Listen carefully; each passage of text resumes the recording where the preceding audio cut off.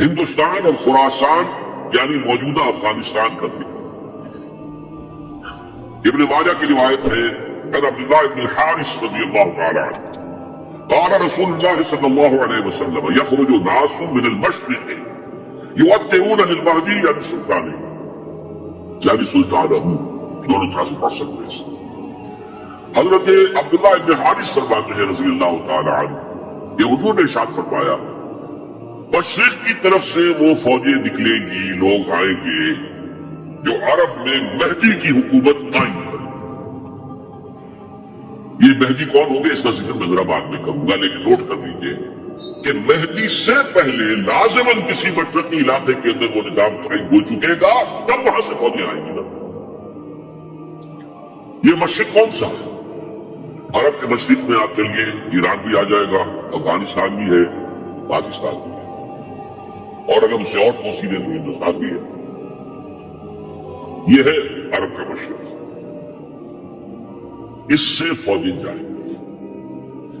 اس کا کیا مطلب ہے کہ اس میں سے کسی جگہ پر نظام خلافت پہلے قائم ہو جائے گا تاکہ وہاں سے فوجیں جائیں گی جو جزیرہ نما عرب میں حضرت مہدی کی حکومت کو قائم کریں۔ اب دوسری حدیث سنیے، یہ سنن ابن ماجہ کی حدیث تھی جو میں نے آپ کو سنائی، آپ نے پڑھی۔ دوسری عن ابی ہریرہ رضی اللہ تعالی عنہ، یہ ترمذی شریف کی روایت ہے، قال قال رسول اللہ صلی اللہ علیہ وسلم یخرج من خراسان رايات سود لا يردها شيء حتى تنصب بإيلیا، خراسان کے علاقے سے سیاہ جھنڈے لے کر فوجیں آئے گی، ان کا رخ کوئی موڑ نہیں سکے گا، ان کو پیچھے پھیر نہیں سکیں گے کوئی بھی، یہاں تک کہ وہ یروشلم میں جا کر جھنڈے نصب کر دیں۔ علی علی علی دل علی دلبر علی سرور علی۔ ایلیا حضور کے زمانے میں یروشلم کو کہتے ہیں۔ یہ یروشلم تھا جب حضرت سلیمان کی حکومت تھی اور یہاں پر معبد سلیمانی ہیکل سلیمانی قائم ہوا، پھر یہ یروشلم بھی رہا ہے تاریخ میں، یہاں تک کہ سن 70 عیسوی میں جب ٹائٹس رومی جنرل نے اس کو گرایا، ختم کیا، سیکنڈ ٹیمپل گرا دیا اور یہاں سے یہودیوں کو نکل جاؤ، یہاں سے کوئی یہودی باقی نہیں رہا، بالکل تہو پالا برباد کر دیا۔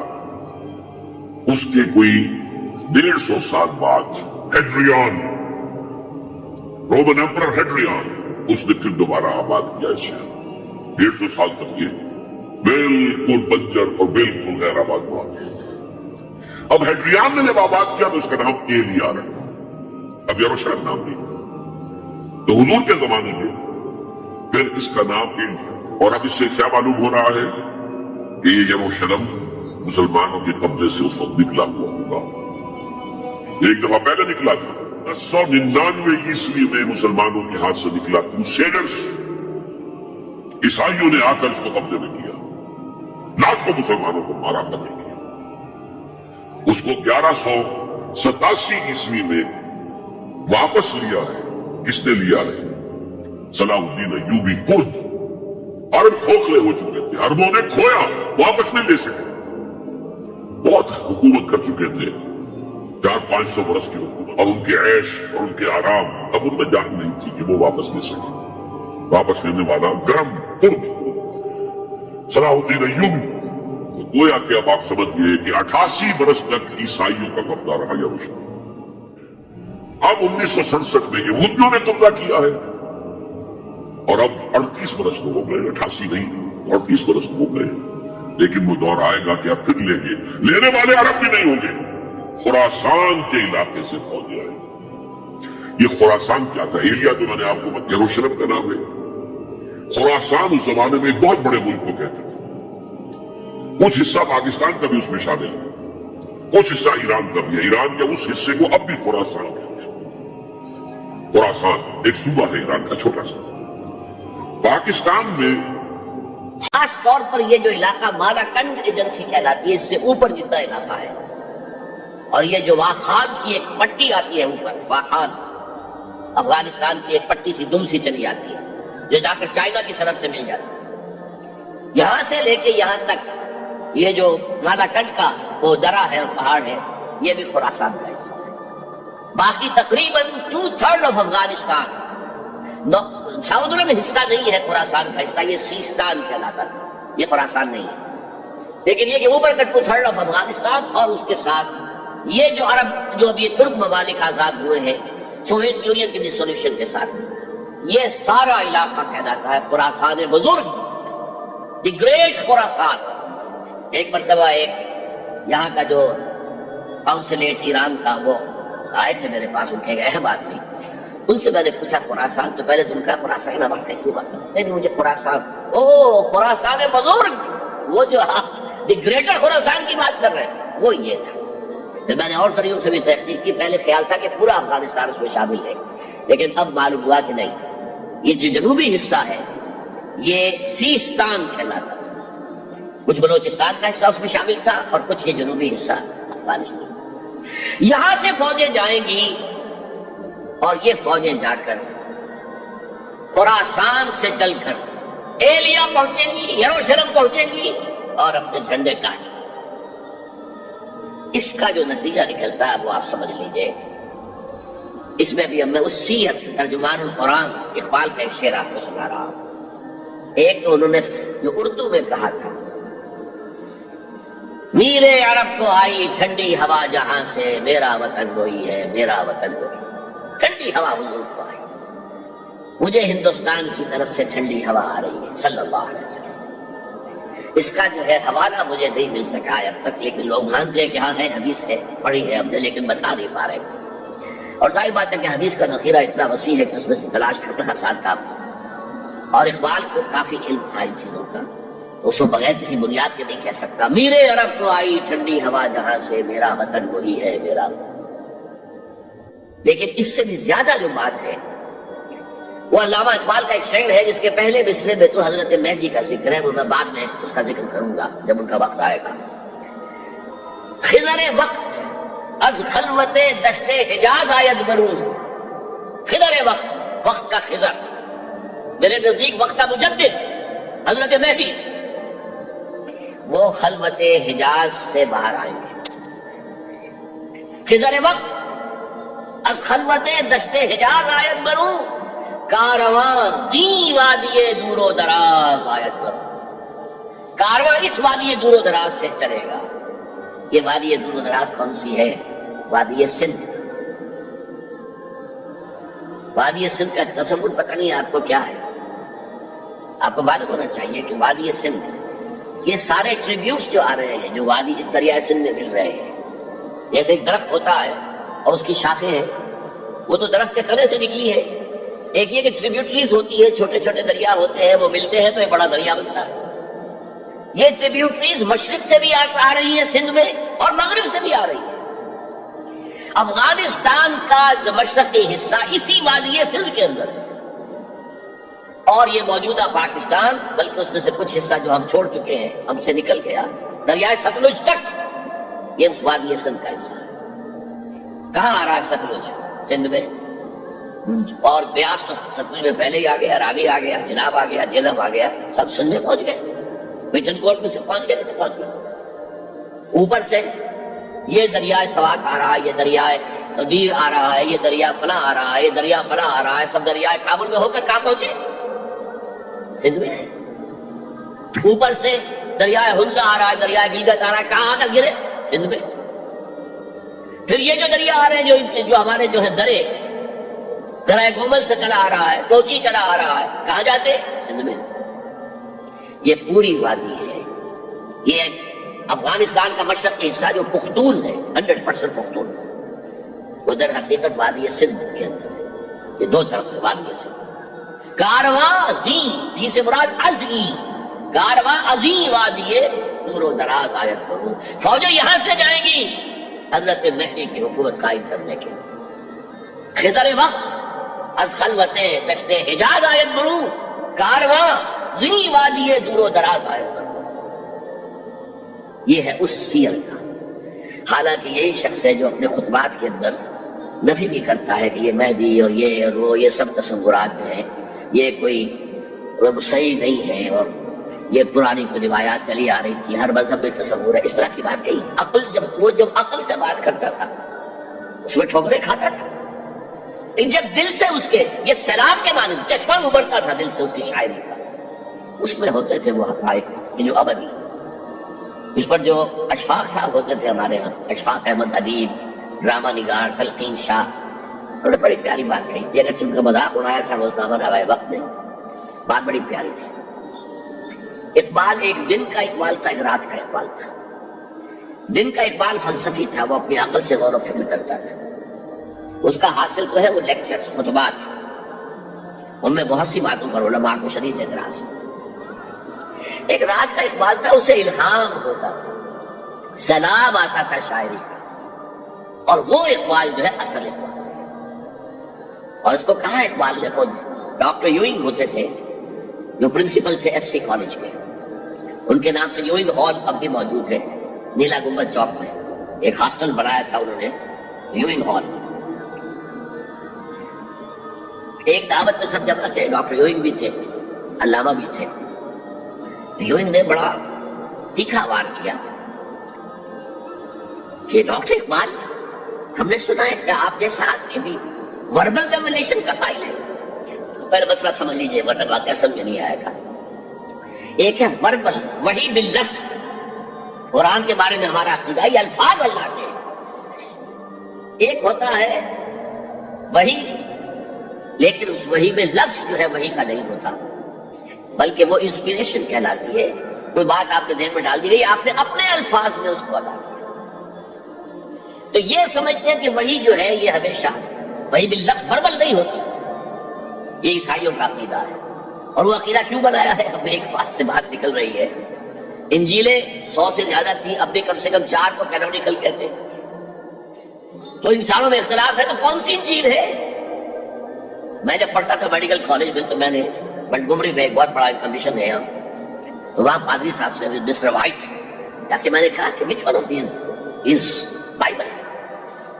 اب جواب آپ سنیے، ذہانت کا شاہکار ہے، none of them is Bible، Bible is in them، ان میں سے کوئی بائبل نہیں ہے، بائبل ان کے اندر ہے۔ یعنی جو مفہوم عیسیٰ کو وہ خدا سمجھتے ہیں اور ان کو اپوسٹلز کہتے ہیں، یہ نبی تھے، حضرت عیسیٰ کے رسول تھے، یہ متی ہو یا جان ہو جو بھی ہے، اپوسٹلز ہیں۔ تو جو حضرت عیسیٰ نے ان سے کہا وہی کی، انہوں نے اپنے الفاظ میں اس کو ادا کیا ہے، لہذا ہو جائے گا وہ اپنا، جیسا کہ احادیث کے اندر ہے۔ تو اقبال سے کہا کہ اقبال، ڈاکٹر اقبال، میں نے سنا کہ آپ بھی وربل ریولیشن کے قائل ہو۔ کہ بالکل، اور مجھے تو ذاتی تجربہ ہے، مجھ پر جو شعر اترتا ہے وہ الفاظ میں ڈھلا ہوا ہوتا ہے، میں تبدیلی کرنا چاہوں تو نہیں کر سکتا۔ چپ ہو گیا یوئنگ، اب آگے کیا بولے گا یوئنگ؟ تو بہرحال اقبال کا یہ شعر جو ہے رات کے اقبال کا شعر ہے، یہ اس اقبال کا جس کو الہام ہوتا تھا۔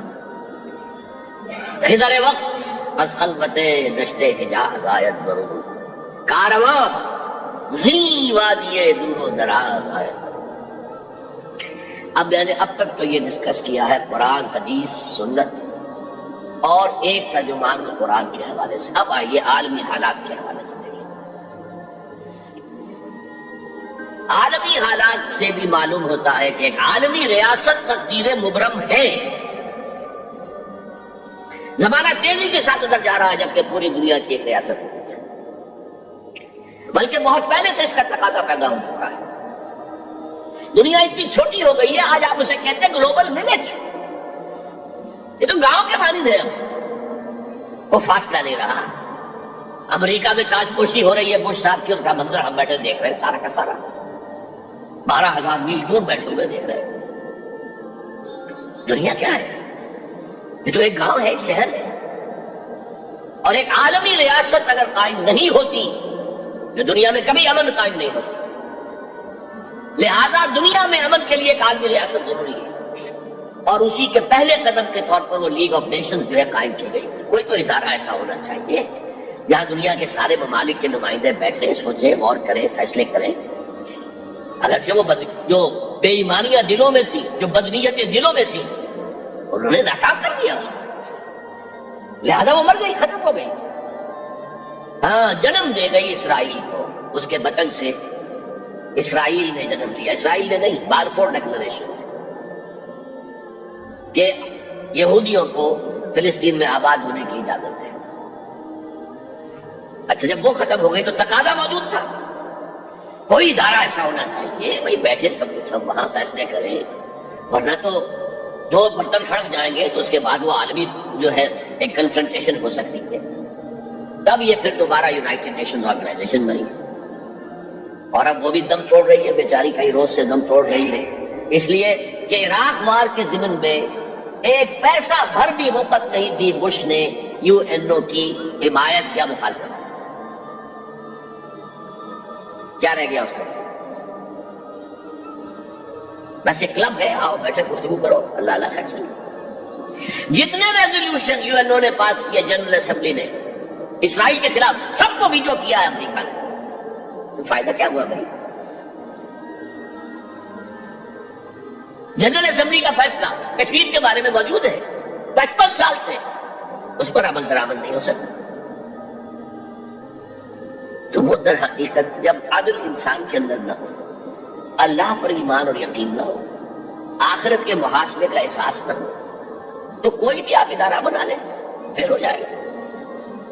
ایک زمانے میں، وہ بھی میرے زمانے طالب علمی کا ہے، جمعیت طلبہ والے جو ہے کراچی سے نکالا کرتے تھے اسٹوڈنٹس وائس ایک انگریزی ہفتروزہ، اس میں لکھا تھا یو این او کا مطلب ہے یونائٹڈ نیشن آرگنائزیشن نہیں، انٹائڈ نیشنز آرگنائزیشن، جو بندھی ہوئی نہیں ہے آپس میں. یہ نیشنز جو ہیں ان کا کوئی آپس میں تعلق نہیں ہے، ان کی آرگنائزیشن انٹائڈ یونائٹڈ نہیں. اور آج اس کا مطلب سامنے آ چکا ہے. لیکن تقدیر مبرم ہے، the march of history can not be stopped. چاہے نیو ورلڈ آرڈر آئے، چاہے جسٹ ورلڈ آرڈر آئے، آئے گا ورلڈ آرڈر، جس میں کوئی شک نہیں ہے. گلوبلائزیشن ہو رہی ہے، ٹرپس کا معاہدہ ہو رہا ہے. یہ سارا جو ہے کدھر ہم سبق کر رہے ہیں، کدھر جا رہے ہیں؟ Towards a world state. اس عالمی ریاست کے قائم ہونے میں کمپیٹیٹرز کون کون ہیں؟ کون اپنا نظام قائم کرنا چاہتا ہے؟ اس کے لیے اقبال کے دو شعر. دنیا کو ہے پھر مارکہ روح و بدن پیش، مارکہ روح و بدن، روحانیت اور میٹیریلزم. دنیا کو ہے پھر مارکہ روح و بدن پیش، تہذیب نے پھر اپنے درندوں کو مار. تہذیب کے درندے یہ ہے مغربی قوموں کے لیے بہترین لفظ. تہذیب کے درندے کہتے ہیں سیولیزیشن سیولیزیشن سیولیزیشن، اور جو درندگی وہ کرتے ہیں کوئی بھیڑیے وہ درندگی نہیں کر سکیں گے جو وہ کرتے ہیں. دنیا کو ہے پھر مارکہ روح و بدن پیش، تہذیب نے پھر اپنے درندوں کو ابھارا. اللہ کو پابند دیے مومن پہ بھروسہ، ابلیس کو یورپ کی مشینوں کسا. This grand confrontation is very soon to come, very soon to come, very soon to come. ایک طرف اللہ ہے اور مرد مومن ہے، دوسری طرف ابلیس ہے اور اس کا سب سے بڑا ایجنٹ یہودی ہے، اور یہودیوں کے سپورٹرز عیسائی. یہ ہے دو طرفہ، یہ دو فریق ہیں. اور وہ میں آپ کو پہلے سنا چکا ہوں نظم.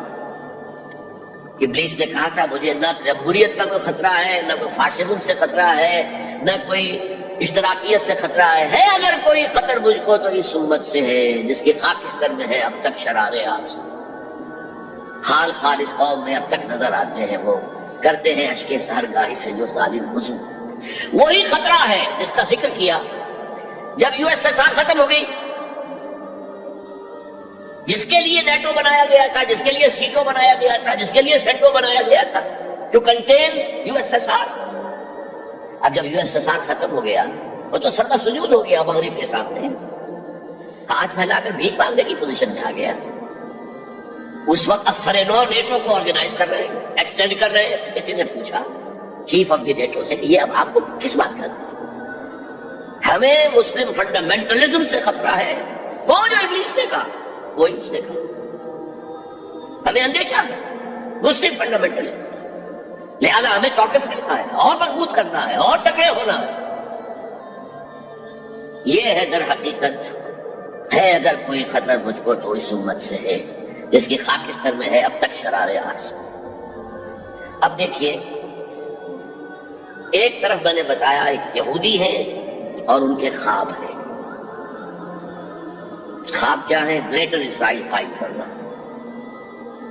جس میں تقریباً پورا مڈل ایسٹ آ جائے.